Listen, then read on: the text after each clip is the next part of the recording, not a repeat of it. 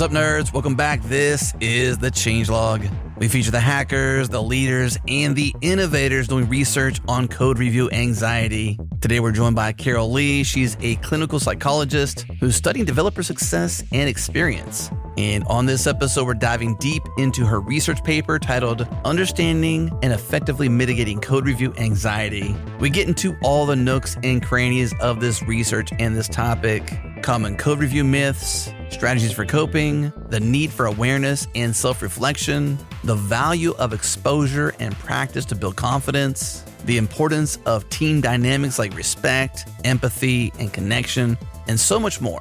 This episode is jam-packed with goodies for everyone, and we even give a nod to the work we did on our podcast called Brain Science. You can listen to that at brainscience.fm. A massive thank you to our friends and our partners at Fly.io. That is the home of changelog.com. Launch your apps, launch your databases, and you can even launch your AI near your users all over the world with no ops. Learn more at Fly.io. Okay, let's do this.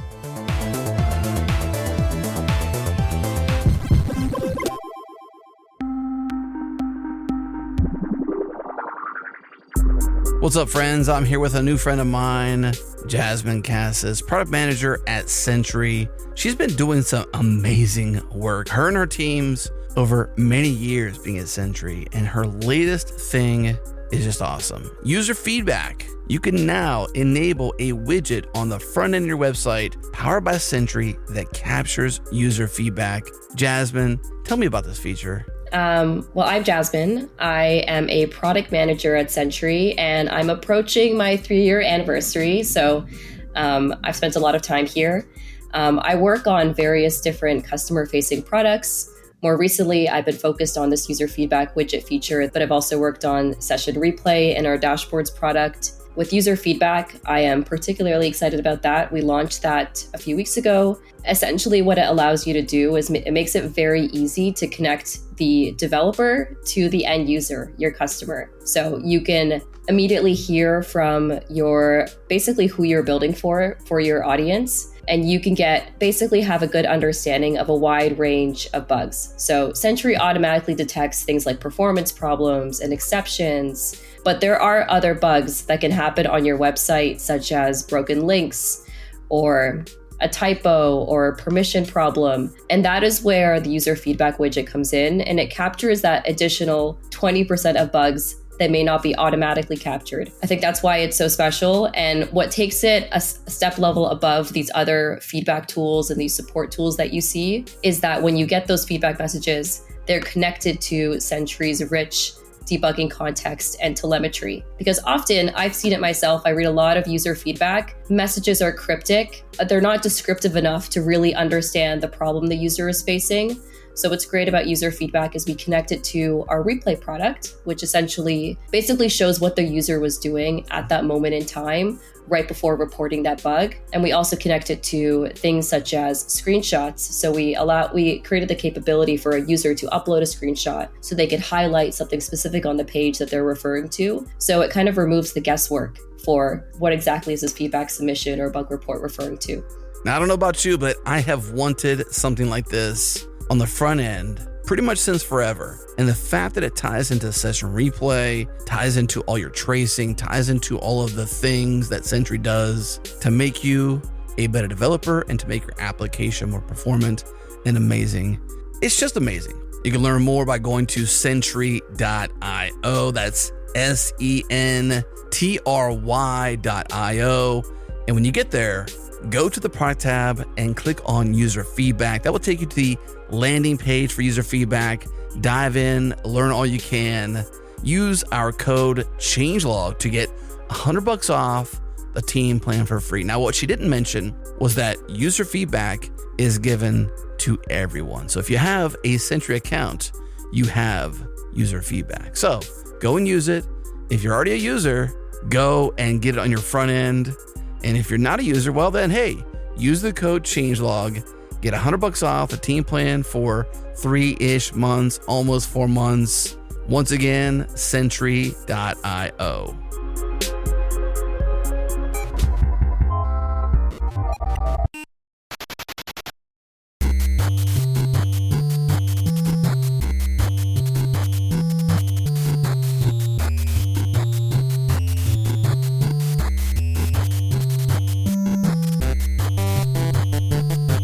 here to talk about code review anxiety with Carol Lee, who has a PhD, and yes, that rhymes, a clinical scientist studying developer thriving and experience. These are things that we care about. Carol, welcome to the Changelog. Thank you for having me. I'm so glad to be here.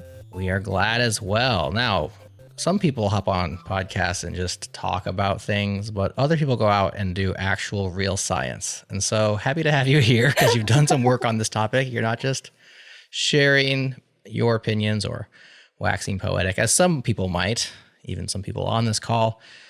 A paper published called Understanding and Effectively Mitigating Code Review Anxiety, something that I think us and our listeners are well aware of and have lived through or are currently living through every time we submit our code for review. But curious to hear about this topic from your perspective, maybe even before we get to your findings, like why did this interest you to put all this work in? Yeah, for sure. So like you said, I am a clinical scientist. What that basically means is that my background is in clinical psychology. So my expertise is in how folks thrive, how folks cope with stress, anxiety, and kind of like come out the other side feeling okay, right? So code review anxiety was really interesting to me because one, I have also submitted code before, and it is a very anxiety-provoking process. Definitely messed up the whole GitHub thing, and that was very embarrassing. So I felt code review anxiety. Something that was super interesting is that people are always kind of commenting on how it's a common occurrence, right? People say, oh, we have this, I felt this. And then that's just kind of it, right? As a clinical scientist, I generally don't like to end things at, this really sucks, oh well, right? I could like to kind of end things at, this really sucks. I wonder if there's something we can do about it, right? So I was really interested in that. And so initially, the goal with this project was to really help people feel like if you experience code review anxiety, you're not alone. Something that's really striking to me is that like on software teams, people don't talk about their code review anxiety. Something that happens when you don't talk about an experience is that it becomes really invisible. And when it's really invisible, you feel really alone in something, even though you're not alone in it, right? We all experience code review anxiety, but we don't talk about it. So now we feel like we're the only person that has it. We're weird, we're unskilled, whatever. And so I wanted to make people feel like, okay, I feel seen. This is not just me. I'm not crazy or weird, right? This is something that we all experience. But as I kind of dove deeper into it, I came across some like really harmful myths in the industry. So one thing is that a lot of people talk about code review anxiety as if it's like this junior developer thing, right? Like, oh, you'll just kind of grow out of it. Like everybody experiences it to begin with. And that's not actually true. In my research, we actually see that folks across experience levels experience code review anxiety, whether that's about giving a code review, getting a code review, whatever. We had folks in my intervention who were like principal engineers, folks who had anywhere between 1 to 65 years of coding experience, who were like, you know what? I've had code review anxiety for 50 years, and I just like never thought that this was something that I could do anything about. Like I was just like, well, it's too late now. That's embarrassing. Like, you know? And so I thought that was really striking. And I wanted to kind of share, you know, hey, this is something that impacts all of us. It's not dependent on how much, you know, experience you have. And then the other piece of it is that, you know, folks often think about code review anxiety management as writing better code. So if you kind of just do like a gentle Google search and you're like, how do I manage my code review anxiety? You'll get people who are like, oh, here are like 10 tips to write better code. Here are 10 tips to write cleaner code, right? And then they're like, and then like code review anxiety, done, perfect. And that's not how anxiety works, right? Like you can feel anxious about things that you did super, super well. It's not, I always say anxiety isn't like merit-based. You don't like earn your way out of anxiety. It just kind of like happens to us. So I thought that was an important kind of thing to show with this research as well. So yeah. Interesting. I wondered when you're sharing this background, if GitHub's to blame, really, because Git blame and it's GitHub. Yeah, because I know there was code review to some degree prior to GitHub, right? Yeah. Sure. Yes. But I think by and large, it's become more prominent as a daily, if not hourly, occurrence in so many software developers' lives. Like it's a part of the flow, the GitHub workflow. And I really just want to know, can we just Can we just blame them? I'm being funny about that. Can we blame GitHub? I mean, I really struggled with Git when I first started, using it. So I'm very happy to blame GitHub. Not really. Yeah. Please don't. Please don't hold this against me, GitHub. We like GitHub. I'm like, GitHub's great. No. It's innovation. They can't do nothing about it. But I think, it hasn't been here in our daily practice to the degree that it is until they popularized social coding and the wave we've all been riding for the last 15 years, 16 years, that has been GitHub has come on the scene, totally changed the way the global scale of software production happens, helped open source win. And now it is the way, and GitLab is there and others there as well. They're not solo or alone, but by and large, they've popularized literally the word pull request, PR. Yeah. Well, it's interesting you say that too, because you think about how we just kind of get used to or, integrate processes like reviews. And if you're doing let's say one review every month or one review every quarter, right?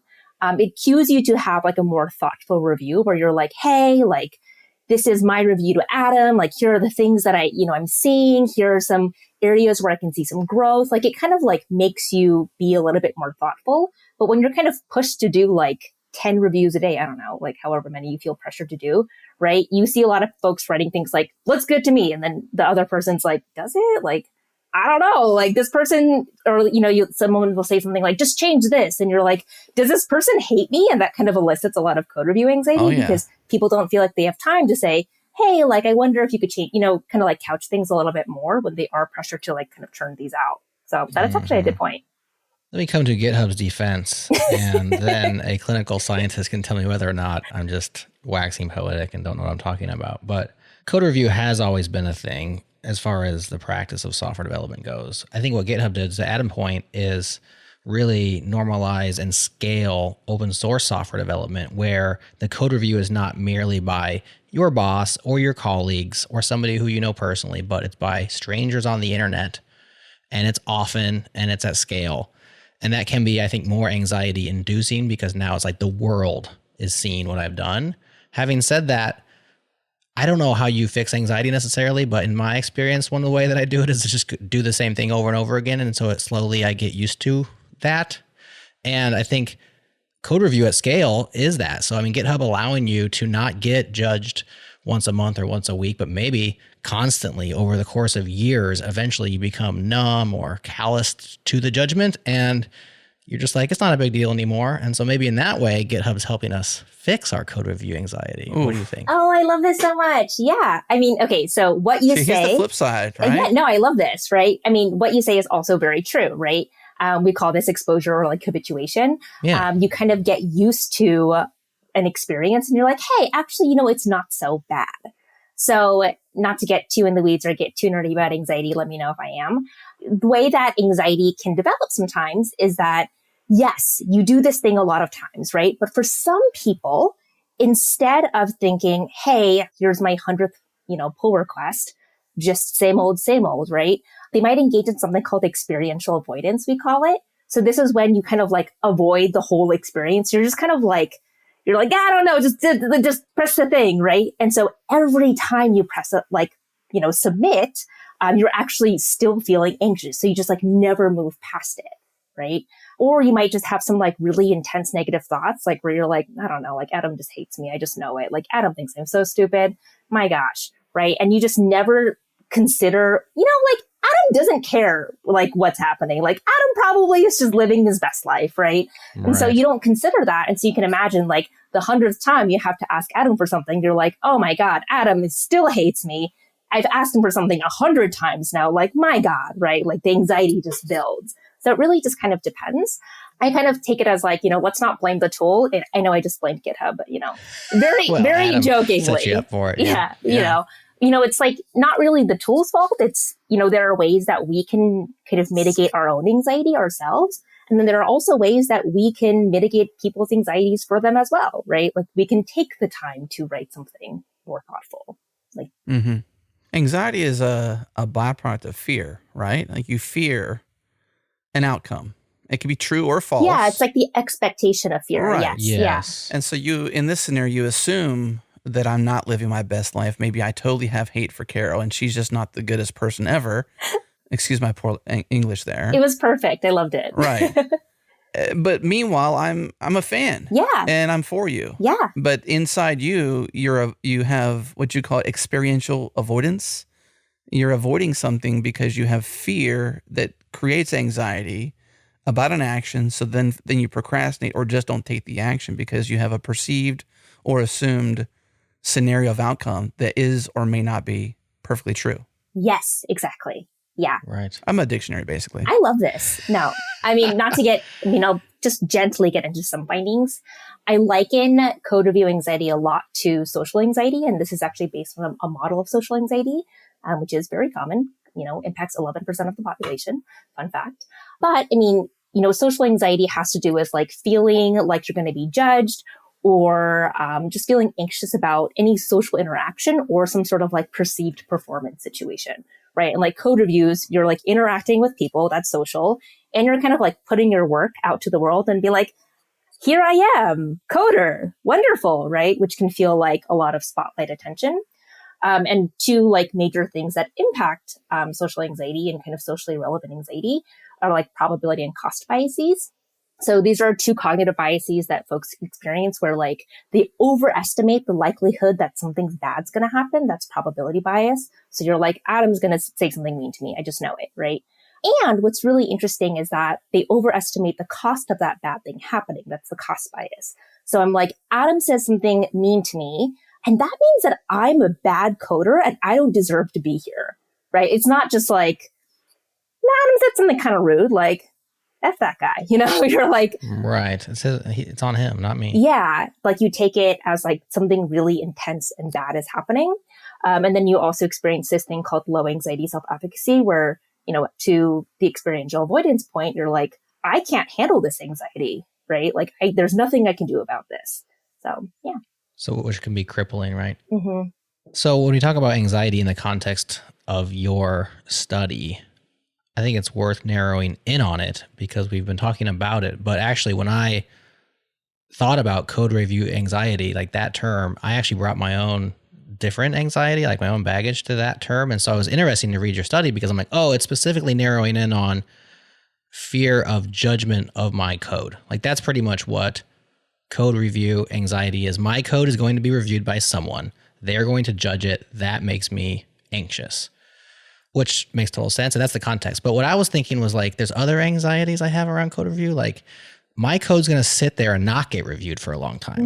And that makes me anxious. Or on the other side, somebody wants me to review their code and that makes me anxious because I don't like to do that. I don't want to do that.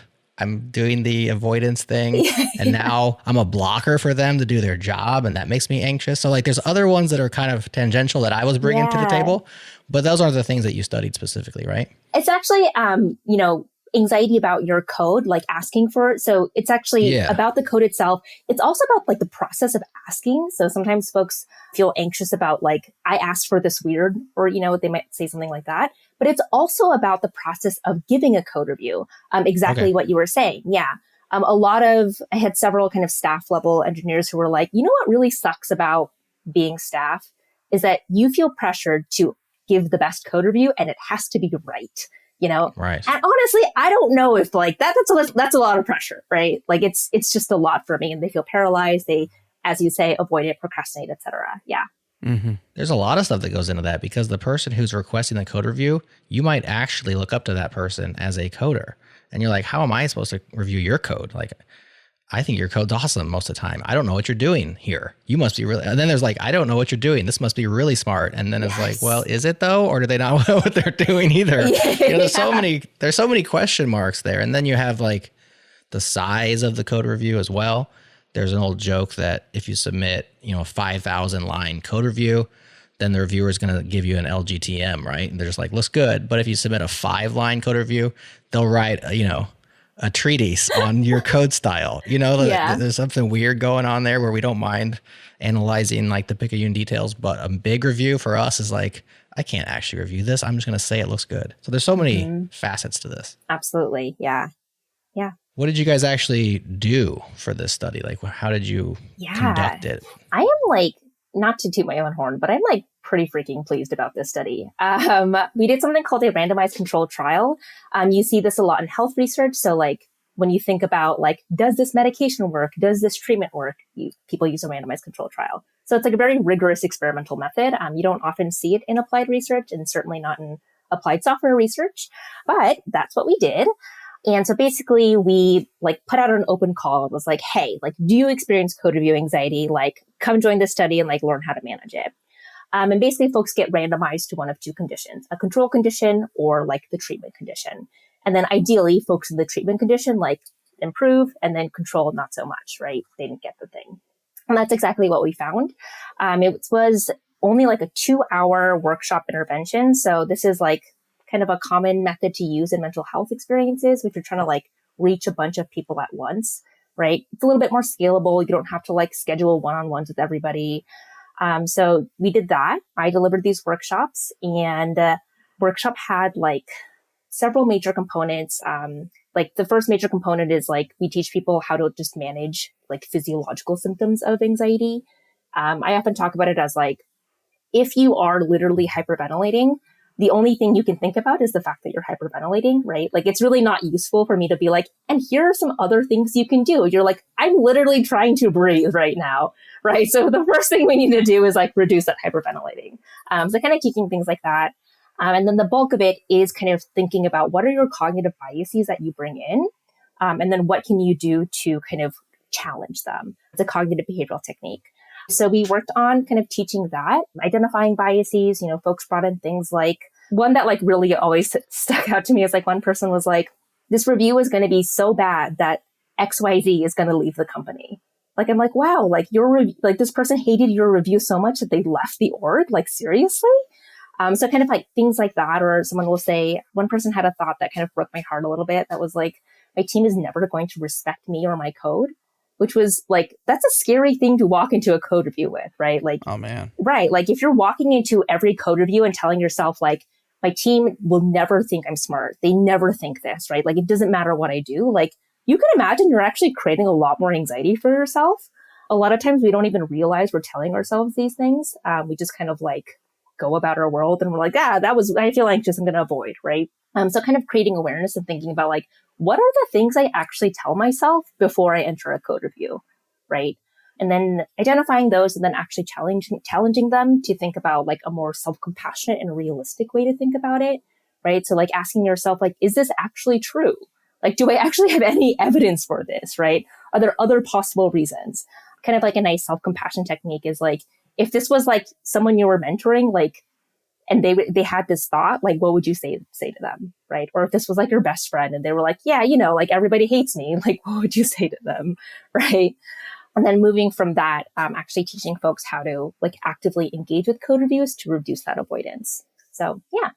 That one you're talking about where you manufacture this idea, so to speak, this fear, it's called catastrophizing, right? Yeah. Like when you, like I personally am a daily practicer of catastrophizing.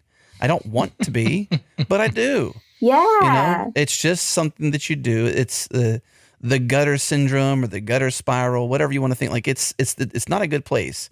You would begin to assume certain truths are true.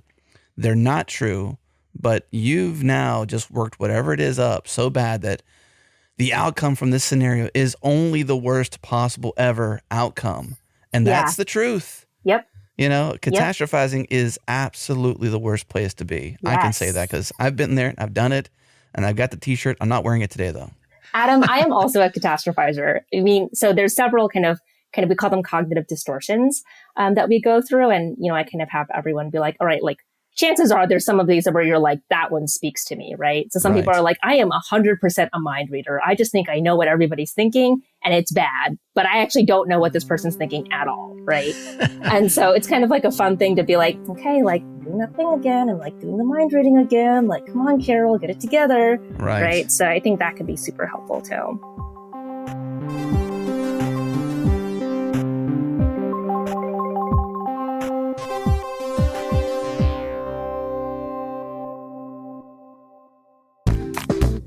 What's up, friends? I'm here with Michael Abbott, staff software developer at 1Password. Michael, I want to talk about how 1Password helps secrets management, secret sharing with teams, with orgs, with production even, really easy. Even so much so that when you spin up a new person onto a team, or you add new people to a team, or even if you take away people from a team, you want to focus on access. And you also want to focus on security. So if you want to remove somebody, you want to make sure they no longer have access to your secrets. And then the flip side is when you add somebody to a team, you want to make sure they have access to their secrets. So help me understand how 1Password helps teams be efficient with secrets management.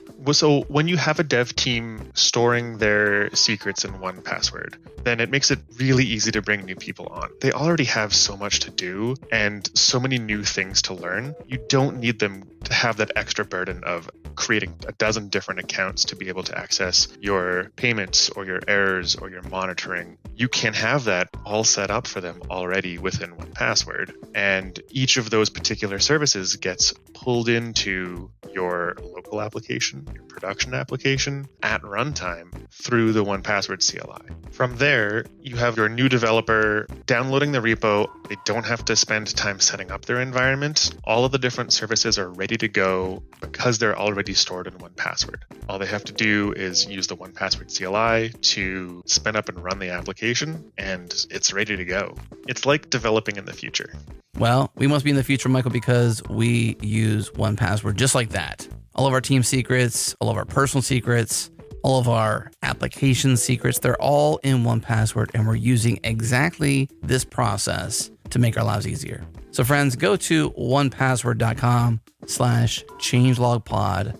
They've given our listeners an exclusive extended free trial to any 1Password plan for 28 days. It should be 14 days, but no, it's 28 days. But make sure you go to 1Password.com/changelogpod to get that exclusive sign-up bonus, or head to developer.1password.com, of course, to learn about 1Password's amazing developer tooling, the 1Password CLI, 1Password for SSH, and get CI/CD integrations, service accounts, and so much more. Once again, 1Password.com/changelogpod.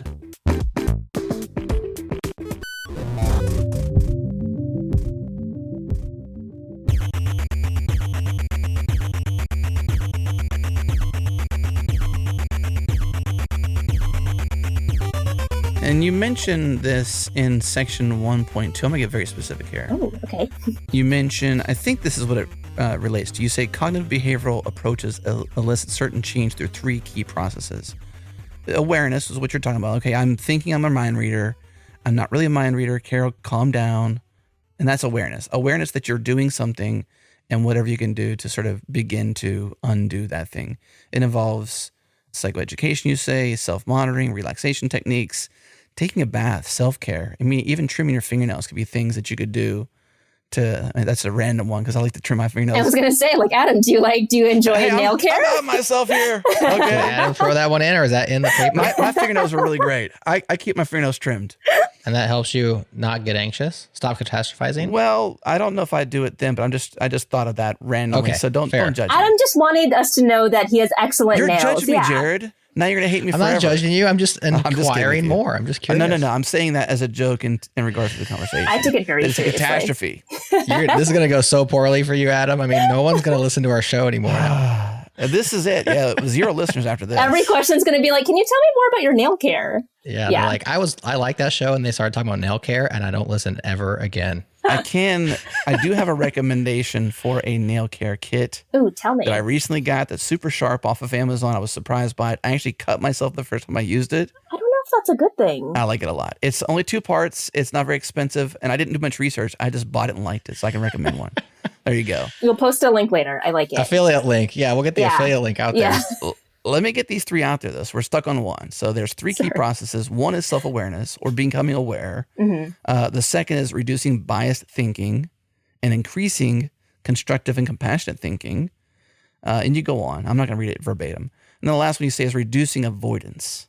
And then you say exposure. So doing more of the code review, doing more of the thing that you're afraid of, somehow, I don't understand this, somehow makes you less afraid. Can you explain these 3 things? Yeah. So it sounds like you're mostly curious about the exposure piece in particular, correct? I'd say all three, really. I think Okay, awareness. yeah. I think awareness is super Right. key, right? Yeah. You can only get better at something. It's like measuring metrics. Yes. If you don't measure the thing, you can't improve the thing. And if you have a scenario or a situation, and you're not aware that there's a scenario or situation, you're not going to become better at it because you're not aware that there's a problem or a challenge or an issue. I think that's super key.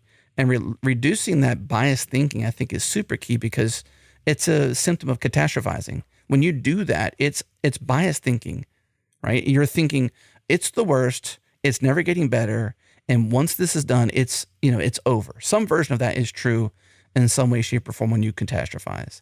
Then obviously the last one, I think, which is the one I don't know much about, which is how in the world can I do more of something that I don't like to get better at it? Yeah, I mean, like you said, awareness is really key. I always say, like, you literally can't do something about a problem if you don't even know the problem exists, right? That's just a fact. I think it's really interesting. I had a lot of folks who would say things like, oh yeah, I always avoid code reviews. And I was like, well, do you feel anxious about code reviews? And they were like, you know what? I think I do, right? Like you just kind of avoid the thing and you're like, turns out I am anxious. Like, it's like, great. Now we know why you avoid them. So like now we know what to do, which is try to reduce that anxiety, right? And I think that's a really key piece. Same thing with like those biased thoughts. Like, don't know why I like feel so terrible about myself before a code review. And it's like, well, you're literally telling yourself that you're terrible and people hate you. So there we go, right? It's like, oh, right. I am telling myself that. So kind of knowledge is power here. Like you said, reducing physiological arousal helps with things, challenging those thoughts, like asking yourself, hey, this is actually true. The exposure piece is super interesting. So part of it actually refers back to what Jared was saying earlier, where you do the thing a lot of times and you kind of get used to it, right? For some people, they're able to say, I did this a lot of times and, like I still feel anxious, but I feel like I can manage it.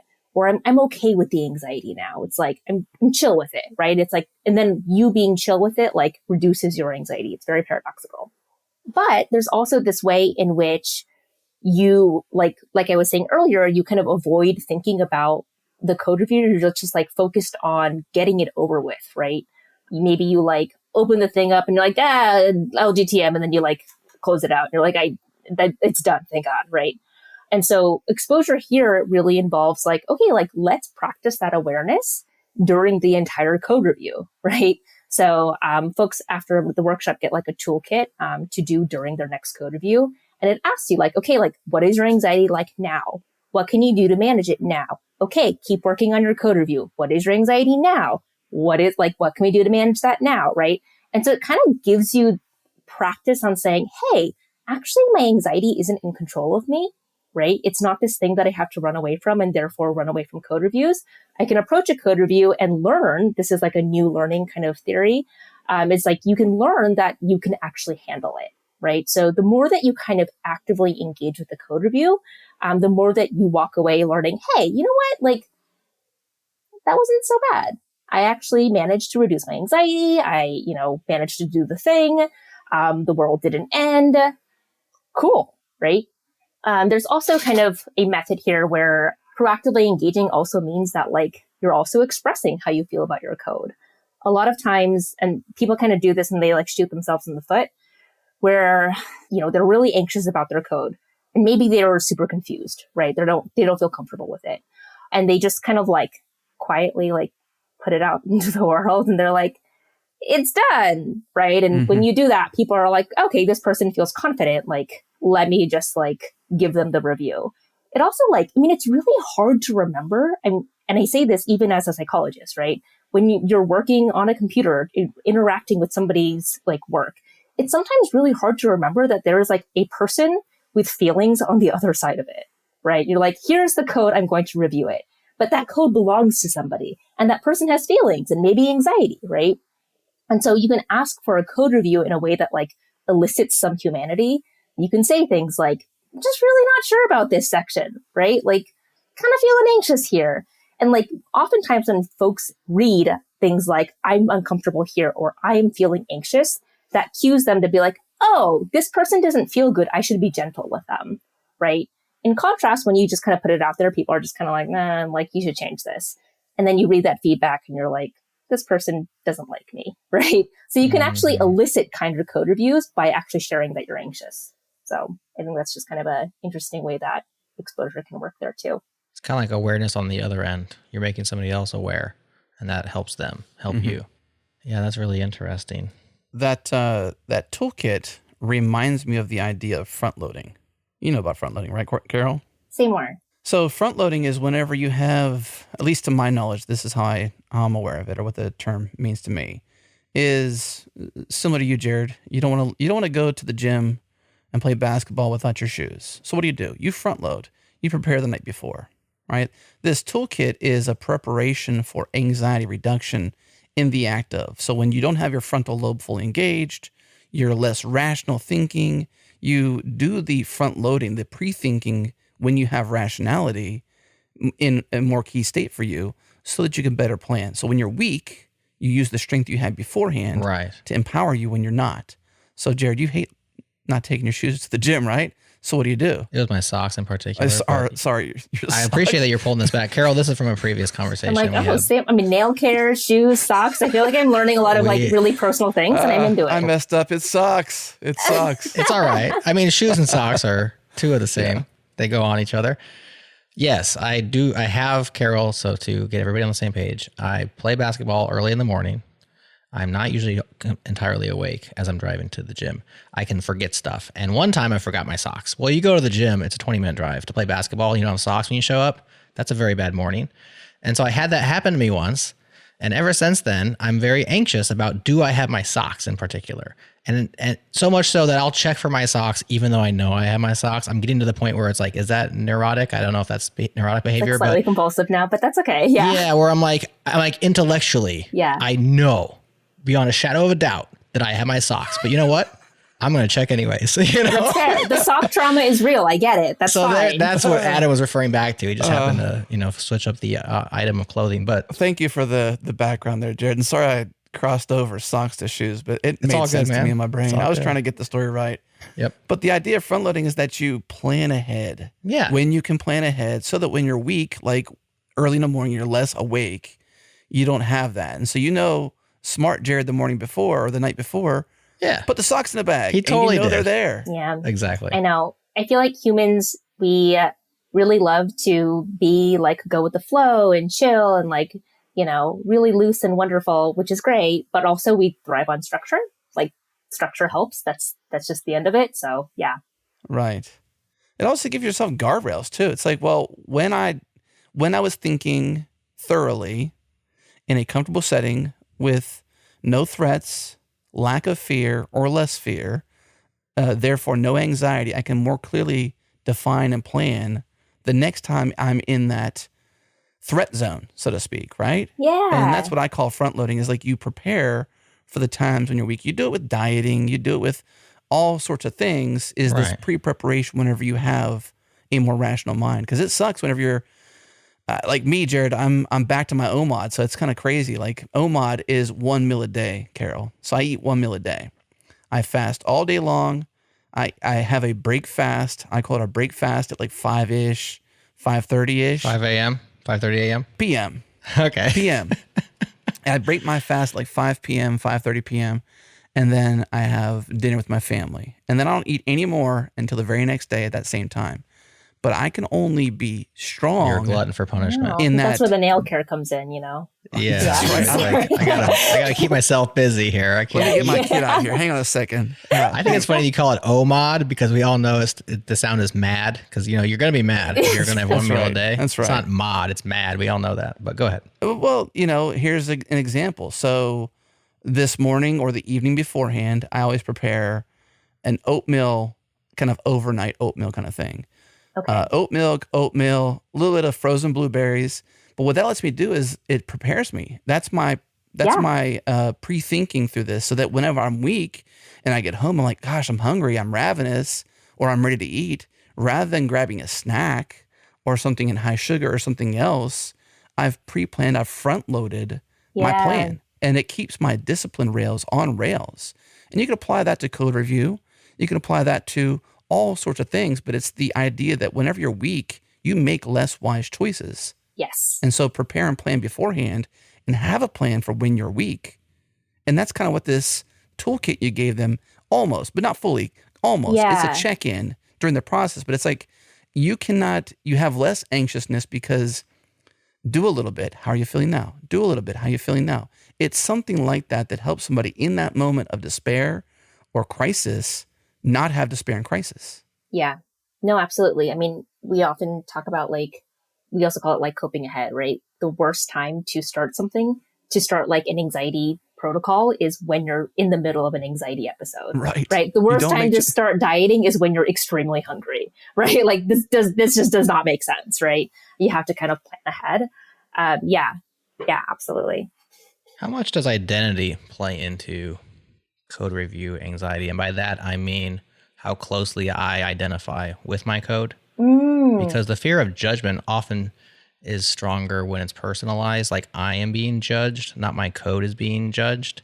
And I've found that over time, I have benefited by detaching myself from the code that I wrote in order to not feel harmed by negative review of said code, which took some time, but it allowed the framing. I changed my mind was like, instead of I came up with a solution, it's like I've discovered a solution.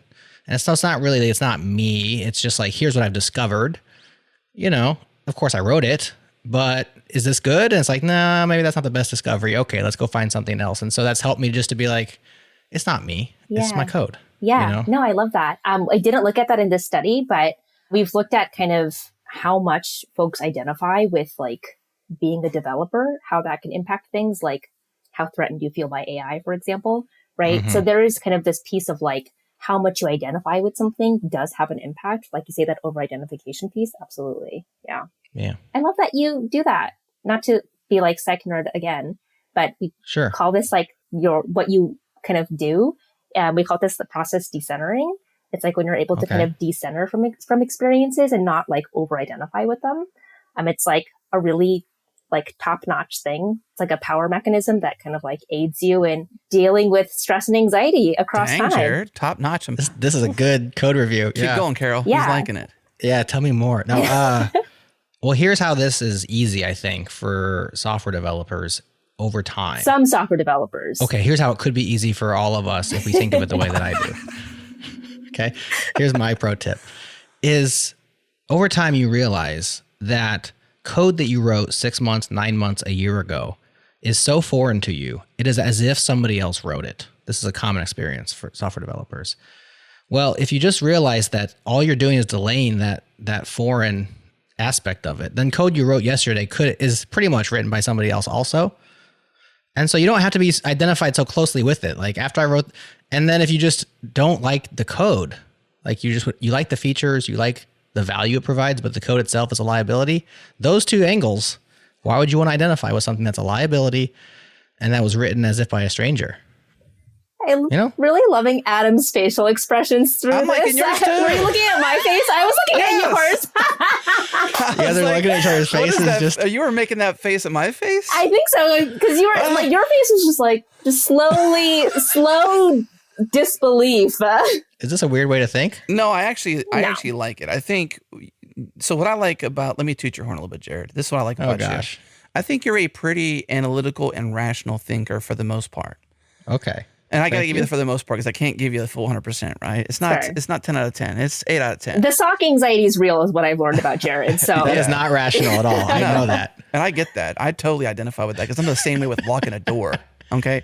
I check the front door before I go to bed. I check the front door when I get home. I check doors that I know I've locked again.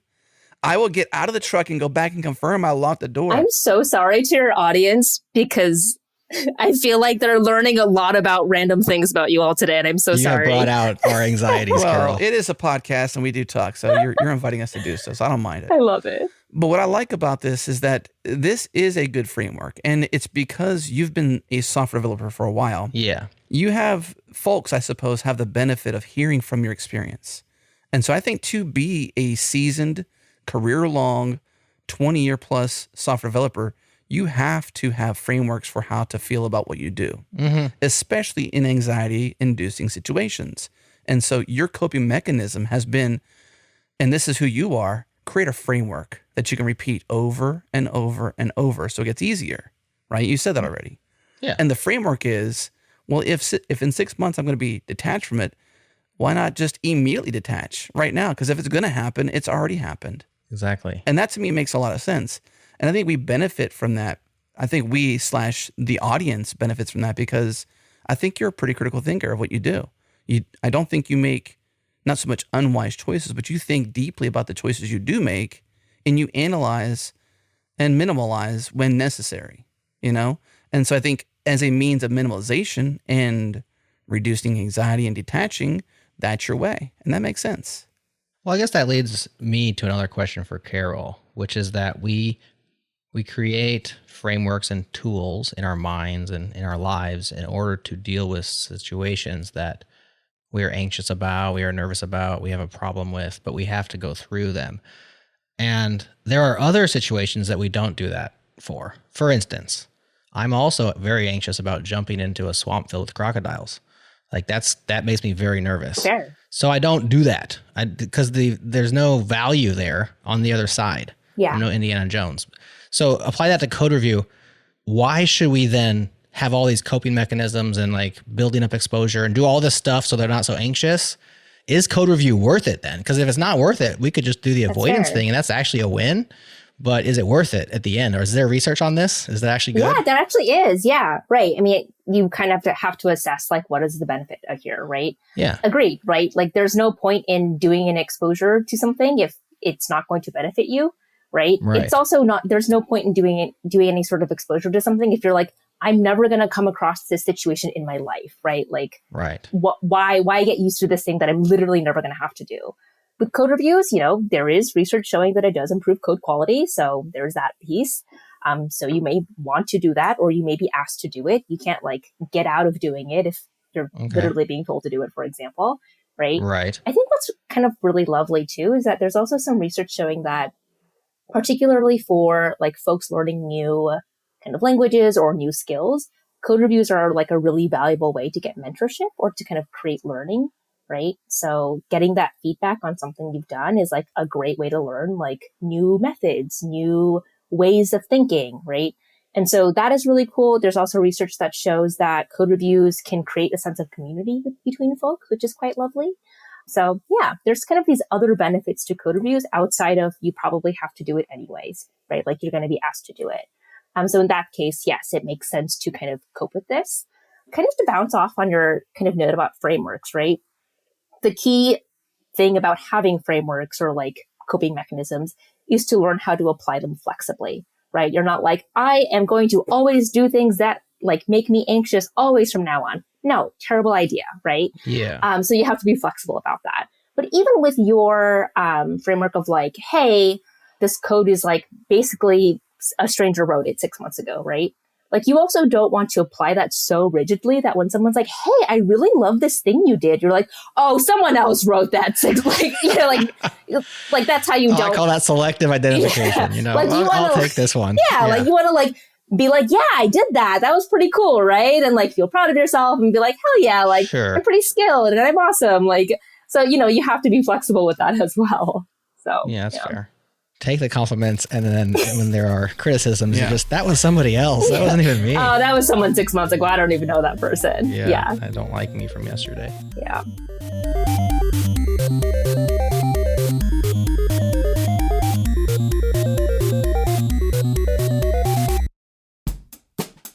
So I just heard that Netflix has more than 18,000 titles globally, but here in the US, only 6,000 are available to us. That means you're missing out on literally thousands of great shows unless you're using ExpressVPN.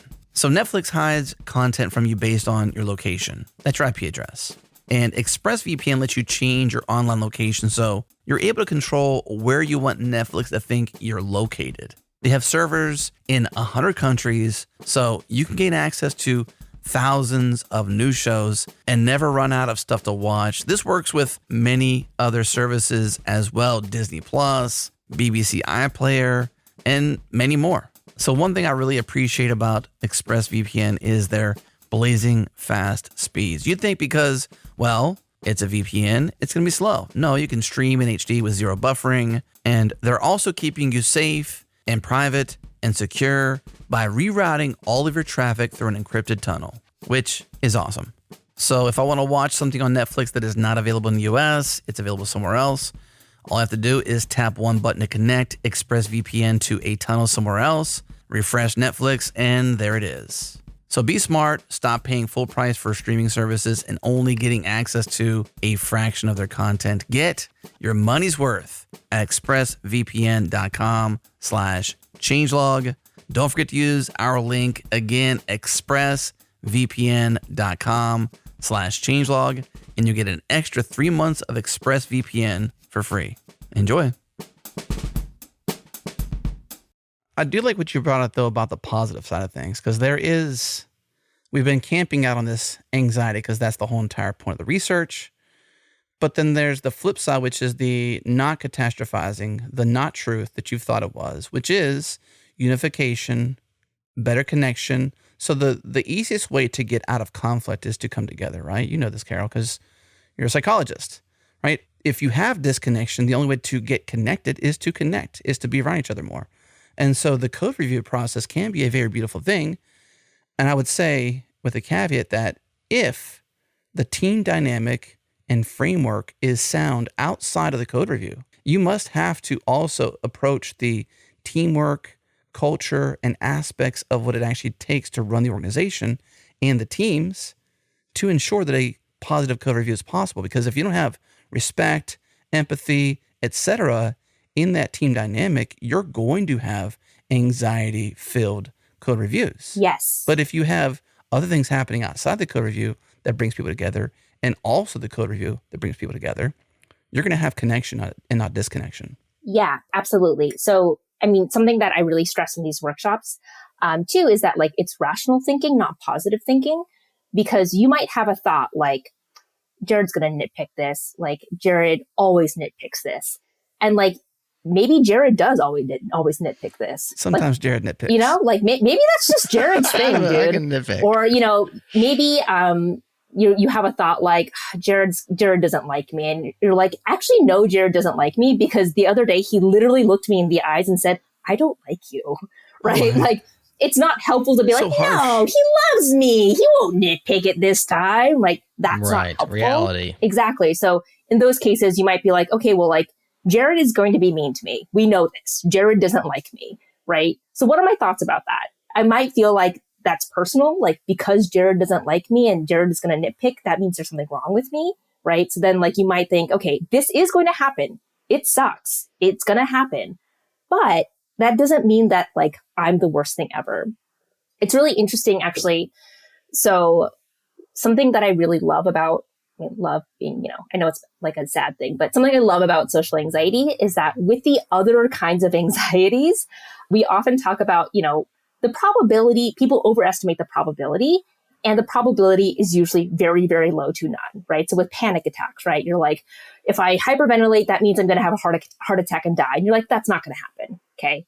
But with social, you have these ideas of like, people are going to laugh at me. And it's like, you know what? They honestly might. Like the probability isn't zero with social like situations. So it's kind of an interesting thing where it's like recognizing the realistic probability instead of saying it's not going to happen. And instead really hammering in on, okay, like what's the cost of this? Like, yeah, someone laughs at me. Does that mean like I'm the worst thing ever? Like, what does that mean? Right? Maybe this person's just kind of rude. I don't know. Right. So. Yeah, that's interesting. You have to put both of those factors into your equation, basically, not merely the probability of it happening, but if it does happen, which you already have thought about the probability of that, but it could. And if it does, what's the actual real cost or consequence or how you look at that? And not the catastrophized one. Sometimes you need somebody else, by the way, talking about connection. Sometimes when we catastrophize, it's helpful to talk to somebody else who's not currently catastrophizing, who also might have a penchant for that. Sometimes you get two catastrophizers together, it can just go bad. It's a bad situation. It's a bad situation for sure. Yeah, this is why it's nice to have a partner that counterbalances you. They can help you to say, is that really what would happen? Isn't that building, aren't you putting an assumption on top of an assumption there, which is dangerous? But if it does happen, what actually would be the fallout? Not the fake fallout I'm thinking of, but a realistic fallout, right? And that it could be a high probability of it happening, but the consequence, like, who cares? Right? Or it could be a low probability of happening, but if it does happen, wow, maybe I could lose my job. Now we have to like seriously think about it. So I think that multivariate thought process, I think, is very, very powerful and useful. I always encourage people to think about like, okay, like, so let's say this thing happens. Like, so what are you going to do? Right? Because sometimes people will be like, I wrote a bad code review. They're going to fire me. And I'm like, okay, that probably won't happen because of a single code review. But let's say you get fired, because people do get laid off and people do get fired. So you got fired. Like, so what?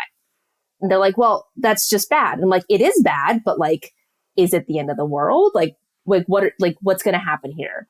Like, oh, well, I mean, I guess I have some savings put aside, so I'd be okay. And I'd like look for another job and like tap into my network. And they're like, okay, so like, it's not the end of the world is what we're saying, right? I think sometimes like taking that extra step, like jumping off that cliff, so to speak, and be like, now what? Right? Oh, it turns out I had a parachute. Like, cool, right?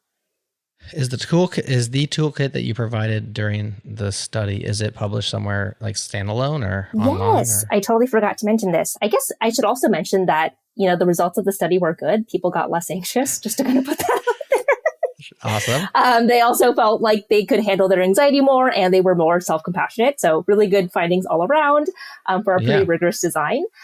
So because the study results were good, I wouldn't have done this if the study results were like, this doesn't work. Right. I actually created a workbook. So me and my coworker, Kristen Foster Marks, we created like a kind of self-guided workbook so that you can work through the intervention yourself if you wanted to. And then with this workbook, the kind of mini toolkit is also there as well. And then we're also actually in the process of working on like a themed retrospective template. So we've got a few requests from folks who are like, I want to talk about code review anxiety with my team, but I don't know how to do that. We're like, well, like we can write you a little template on like how to do that, for example. So yeah, both of those things are publicly available. I can provide a link and folks can kind of check it out if they want. Aside from this research and this workbook you mentioned, have you, or is this, I suppose have you is one question, but then is this practice formalized in any way? Because I'm thinking like, gosh, you could probably go out there on your own and make a killing, just going to team to team to team to instantiate culture, love, respect, empathy, etc. Those things that are connection forming at the team level. And then also just like in a lot of different ways. Because I think we have a show that's on hiatus, maybe forever, called Brain Science. And this is part of my goal with that show. So we produced this show, 30-ish episodes. My counterpart was a doctor in clinical psychology. So very much similar to your type of role and your background. And I was the layman. You know, I was a layperson. I was just curious about brain science and behaviors and all these different things, you know? And so we navigated lots and lots of conversations. I think you would actually really enjoy it based on this conversation. But one of my thoughts with that was that there is just so much missing out there, almost so much that there's missing in your field and your expertise and the ability to apply it and the ability to framework it and educate, that people just basically are walking around sick, right? Teams are sick. They're infected in a way. And without someone like you coming in with this workbook or this research to kickstart this idea, they will remain sick. Right? And if they don't listen to this podcast, they're not aware, right? To go back to one of the, you know, key aspects, the very first one, which was awareness, raise awareness. So I guess my question to you is, if it's not formalized in any way, shape, or form, are you the kind of person that could formalize it to de-sickify a lot of these teams and people to give them some ammunition and awareness to better cope with PRs, code review, team culture, and just ultimately create better teams to create better software that creates better companies, that creates better on and on and on. Yeah. I mean, I would say that that's like the broad mission of our lab, the Developer Success Lab.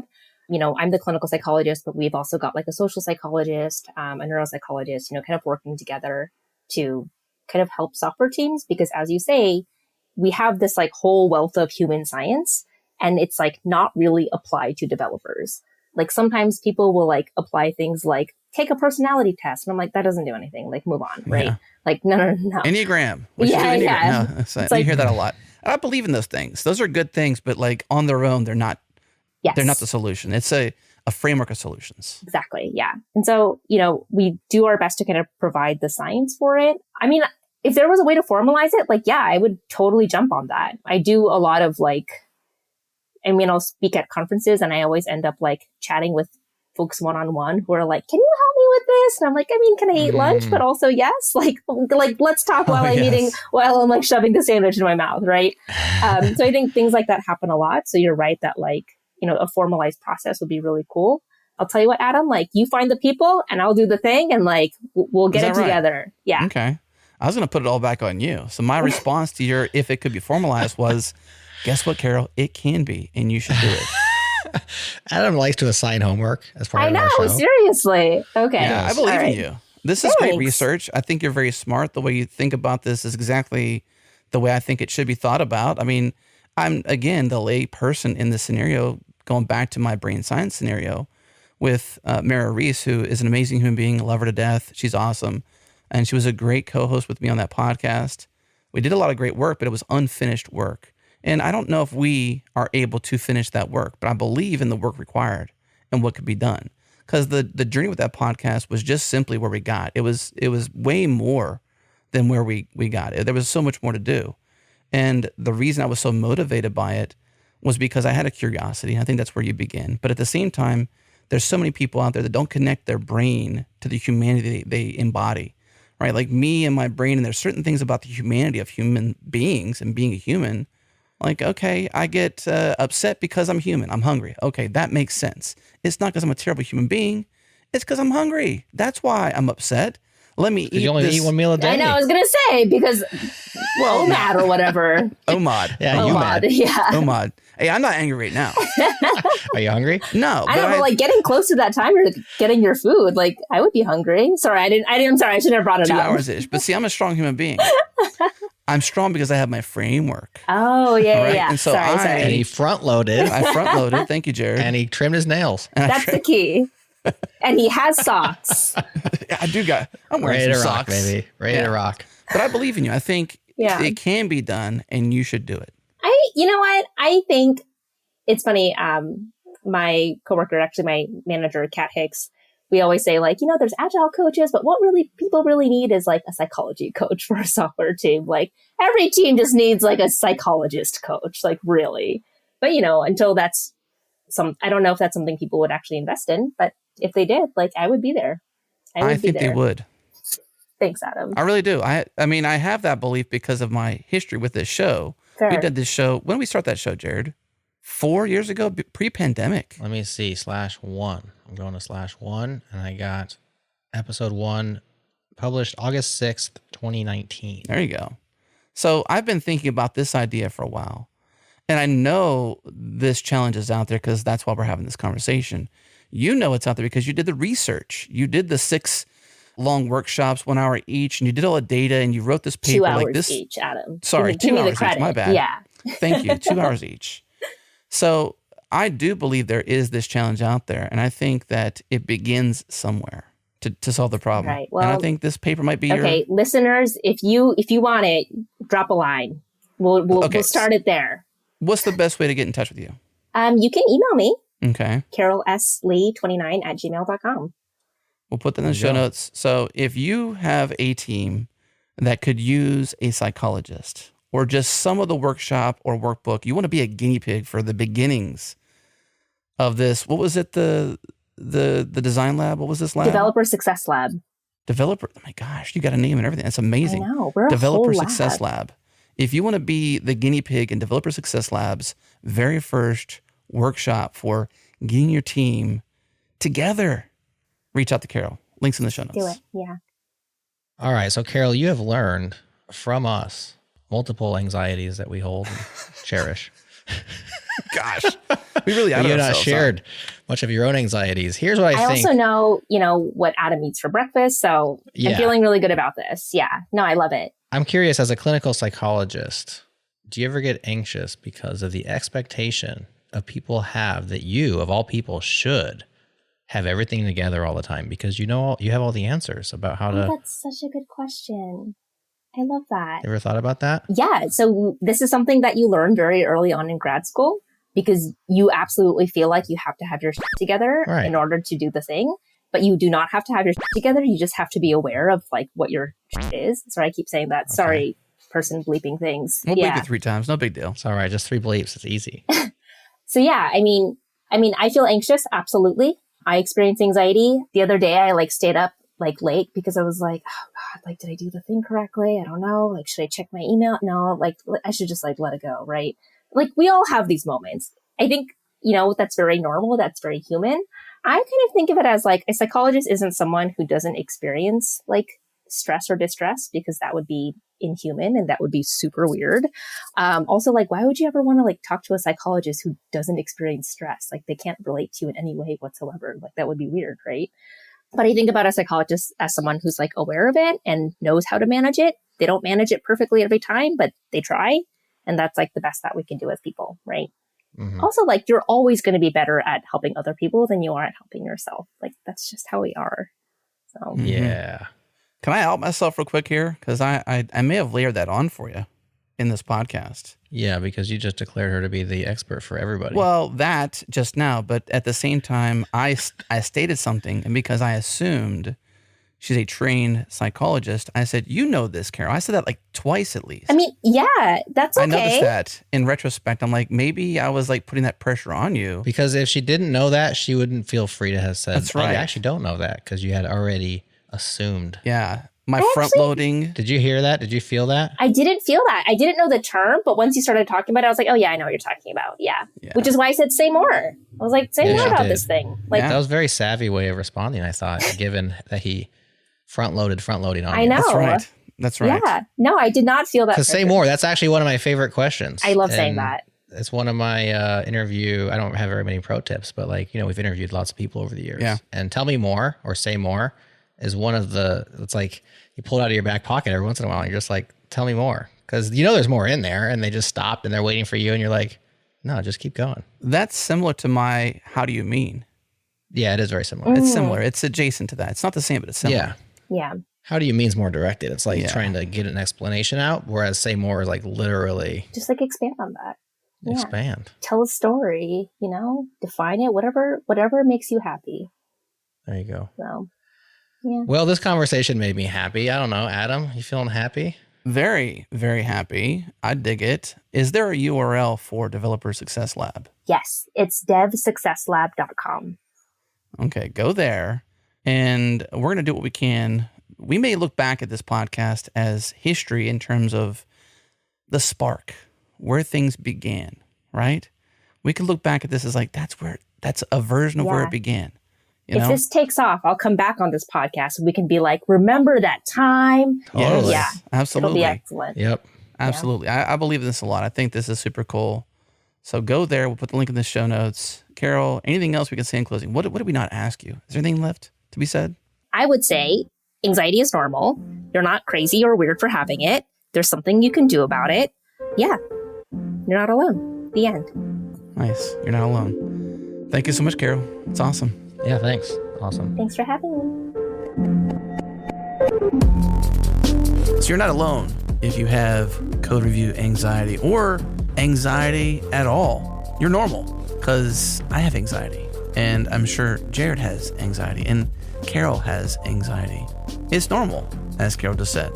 And hopefully this show, this episode, this conversation was something that you could, one, enjoy, but potentially come back to again and again, just as a reminder of how we think about anxiety, coping, teams, etc., and the resources that Carol shared, and obviously the workbook and the research paper she put out as part of the study. Links to everything are in the show notes. So we do have a bonus for our Plus subscribers this time because, we had Carol, she had time, and we asked her one more thing. And I think you're going to love it if you're a Plus subscriber. If you're not a Plus subscriber, go to changelog.com/plus+. It's better. You know what? I think it is better. You know what? I know it's better because we've been told that it's better. $10 a month, $100 a year, drop the ads, get closer to that cool Changelog medal, get a free sticker pack to your inbox, to your mailbox. So cool. And of course, shout outs on Changelog News. Once again, changelog.com/plus+. Big thanks to our friends and sponsors, Sentry, 1Password, and ExpressVPN for sponsoring this episode. And a big thank you to our partners over at Fly.io. Everything we do here at Changelog is on Fly's network, their platform. We love it. They're amazing. Check them out at Fly.io. And thank you, BMC, for the awesome beats. Breakmaster, you're the best. Okay, that's it. The show is done. We'll see you on Friday.